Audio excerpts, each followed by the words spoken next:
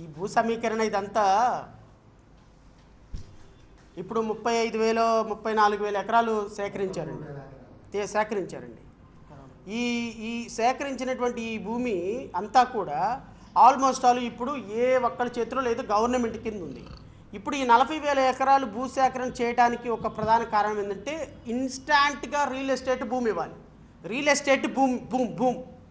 Estate భూమి create చేయడానికి ఈ 40,000 ఎకరాల్లో ఇప్పుడు ఫర్ ఎగ్జాంపుల్ ఈ రైతు దగ్గర ఉన్నారనుకోండి, మీరు ఒక 10 ఎకరాల రైతు నాకు ఇవ్వండి, మీకు 10 ఎకరాల రైతు ఇచ్చినందుకు గవర్నమెంట్ ఇచ్చే కాంపన్సేషన్లో నా షేర్ ఎంత?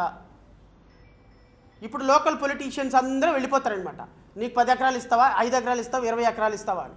ఇప్పుడు ఇంకోటి కూడా ప్రభుత్వ భూములన్నీ ఏం చేస్తారు అంటే ప్రభుత్వ భూమికి ఇప్పుడు మీరు పొజిషన్లో ఉన్నట్టు ఒక పొజిషన్ సర్టిఫికేట్ సృష్టించేసుకొని తెలుగుదేశం నాయకులు, జనసేన నాయకులందరూ కూడా, భారతీయ జనతా పార్టీ నాయకులందరూ కూడా 70%, 20%, 10% ఈ 3% షేర్లు తీసుకొని ప్రభుత్వ భూముల్లో ఎవరో ఒకరు పేరు పెట్టేసేసి ఒక 10 కోట్ల 20 కోట్ల కాంపన్సేషన్ తీసుకొని దాంట్లో షేర్ చేసుకోవటానికి. అంటే రాజధాని ప్రాంతంలో అమరావతిలో గత 5 సంవత్సరాలు ఫైట్ చేసినటువంటి నాయకులకి ఆర్థికంగా రాష్ట్ర ప్రభుత్వం డైరెక్ట్గా డబ్బులు ఇవ్వకుండా ఇండైరెక్ట్గా ఈ భూముల వ్యవహారంలో స్కామ్ చేయడానికి తీసుకుంటున్నటువంటి మూవ్.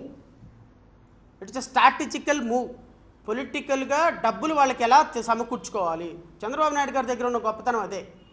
డబ్బులు ఎప్పుడూ కూడా ఊరికే రావన్నట్టు డబ్బులు రావడానికి ఆయనకు పథకం పెడతాడు. రాజధానిలో రేపు 40,000 ఎకరాలు, నువ్వు ఒక 200 ఎకరాలు, నువ్వు ఒక 300 ఎకరాలు, నువ్వు ఒక 500 ఎకరాలు, నాయకులందరికీ కూడా కొంత టార్గెట్ ఇచ్చేస్తాడు. నువ్వు సెలెక్ట్ చేసుకోవా, ఎక్కడో గవర్నమెంట్ దగ్గర నుంచి డబ్బులు ఇప్పించేస్తాను. ప్రభుత్వ భూమే కదా, ప్రభుత్వ భూమి మీ ఆధీనంలో ఉన్నట్టుగా ఒక డాక్యుమెంట్ వచ్చేస్తుంది. 5 నిమిషాల పని. 10 ఎకరాలు, 20 ఎకరాలు, 30 ఎకరాలు తీసుకుంటారు. తీసుకొని నీకు ఎంత ఇప్పిస్తావు, నీకు ఎంత ఇప్పిస్తావు, నీకు అమౌంట్ ఎంత ఇప్పిస్తావు అని చెప్పి వాళ్ళ దగ్గర నుంచి షేర్ తీసుకుంటారు. ఇది రేపొద్దున రాజధాని అసలు నీకు తీసుకున్న 35,000 ఎకరాలకి దిక్కులేదు. తీసుకున్న 35,000 ఎకరాలు బీడుగా ఉన్నాయి. తీసుకున్న 35,000 ఎకరాల్లో ఈ రోజు వరకు చెట్లు కొట్టలేదు.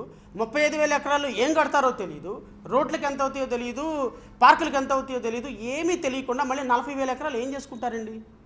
దేనికోసం తీసుకుంటారు అంటే రాజధాని ప్రాంతంలో డబ్బు సంపాదించుకోవటానికి తెలుగుదేశం పార్టీ, జనసేన, భారతీయ జనతా పార్టీ కార్యకర్తల కోసం ప్రవేశపెట్టినటువంటి పథకం పేరే మరో భూసేకరణ పథకం.